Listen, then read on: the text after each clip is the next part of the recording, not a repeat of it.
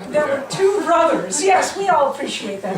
One was very rich, and he lived in town in a fine big mansion, and the other brother was, the older brother, was very poor. He was a peasant, and he worked his butt off, and he worked all day and all night, and yet he could still hardly feed his wife and children. And one day they were so desperate for some food, he said, I'm going to have to go to my brother and just ask him for, like a loan, a little help. And so he went to his brother's grand house, and when he told his brother, and the brother said, well, I don't want you to get lazy. I will, if you will stay here and work for me for 1 week, I'll repay you after that. And what could the brother do? So all week he fed the horses and watered the horses and cut the hay, and he just, did whatever the brother wanted him to do, swept out the stalls.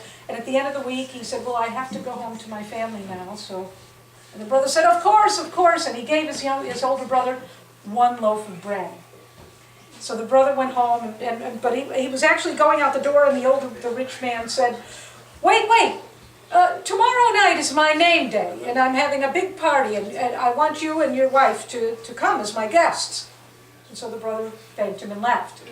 And he came back with the bread for the wife and the kids, and he told the brother what had happened, and the wife, that we've been invited to a party. And his wife said, well, whose party? He said, well, it's my brother's name day. Oh, well, if it's your brother, we shall go.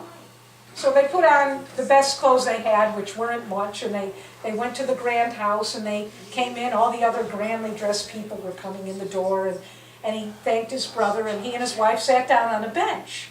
And then everyone else sat down on a big table, and his brother just completely forgot about him. And the two of them sat there all night. No servant went near them, brought them any food, anything to drink, and everybody else, they just had to watch everybody else feasting and enjoying themselves. And at the end of the night, he was too embarrassed to say anything, so he went up and he thanked his brother for the lovely evening, and they began to walk home. And all around them, there were revelers coming from the party, and they had the vodka, and they're singing, and because they were so happy, so the poor brother said, well, I think we should start singing.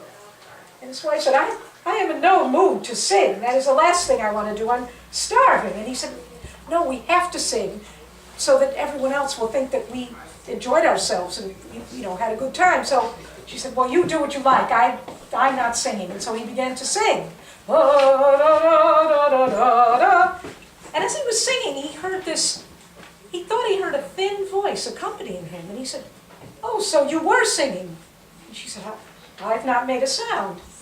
He said, but did you hear that? And she said, sing again and I will listen. So he began to sing again, and she said, yes, there's a thin voice singing under you. And he said, who's out there? Misery. Is it you, my misery?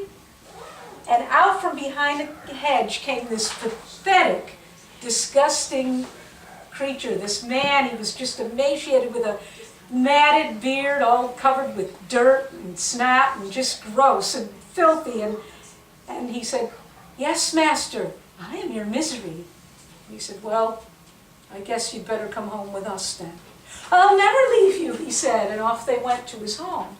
And his wife went to bed, and he and Misery are sitting at the table, and Misery said, come, let us go have a drink.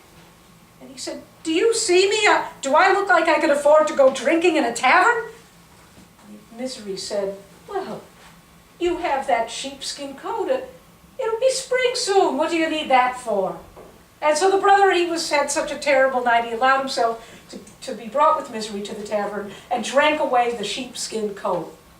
And the next morning, Misery was at the table, groaning, my head. Let's go out to the tavern and get a hair of the dog. And the guy said, I can't afford to keep doing that. He said, well, you have a cart, don't you? Better sell that. Well, the next thing you know, he had drunk away his horse and cart, and he drunk away his hay wain and his scythe and all these things. And finally, Misery said, oh, my head, let us go for a drink. And he said, I've drunk away everything. I've even had to let out a room in my house, and there's only one room. And he said, your wife has 2 dresses, doesn't she?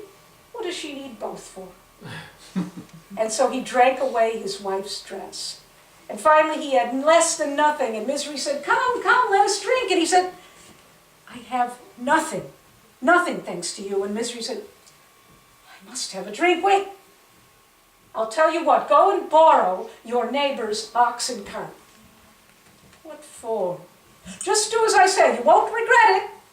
So he went over and he had a promise to work for his neighbor for a week in order to get the use of the oxen cart. And he and Misery rode off, and they rode till they came to this field. And Misery said, look at this rock. There was a great big boulder in the middle of the field. Help me push it away. So they pushed, and they pushed. And when they rolled the boulder away, there was a great big hole filled with gold coins. The peasant couldn't believe it, and then Misery said, what are you waiting for? And so they started loading it all into the cart. And when it was all loaded up, the peasant began thinking, this is just going to go right into the tavern if I don't think fast. And so he said, say to Misery, I think I see one more coin down there. And Misery said, where? He said, just look, right up there. Where? I don't see anything. Just bend a little lower. And when he bent way over, the peasant picked up a rock, hit Misery on the head, shoved him into the hole, and then rolled the rock back over. And then he went home with all the money, and in no time at all, he had bought himself a fine house and food and clothes for his wife and kids, and he was living very grandly. And not long after that, he went to see his brother, dressed surprisingly well, and invited his brother to his name day party. And the brother said, where are you going to have a party? Come and see. So the brother and his wife went off to the party of his formerly poor brother. And when they saw how grand everything was, he was consumed with envy and jealousy, and he kept pressing drinks upon his brother and saying, what happened? How did you get all this? And the brother had had a few, and he told him the whole story. Ah, I see. And at the end of the evening, the younger, richer brother and his wife thanked the poor man and went home. But as soon as his wife went to bed, he thought, I can't let this go on. I don't want to keep hearing my brother enjoying and boasting about how rich he is. I'll fix that. So he got his own cart and he rode off to the field that his brother had described. And when he got to the stone, he took a crowbar and he pushed, and when he rolled it aside, there was Misery. Master, he said, and grabbed onto the rich man's leg. Oh, you master, I'm coming with you. And he said, no, you fool. You belong to my brother. Go, it's him you want. Are you joking? Your brother hit me on the head with a rock and buried me in this dark hole. But you're real nice. I'm going to go with you, and I'll never leave you. And that is how the rich man became poor, and the poor man became rich. That's the story.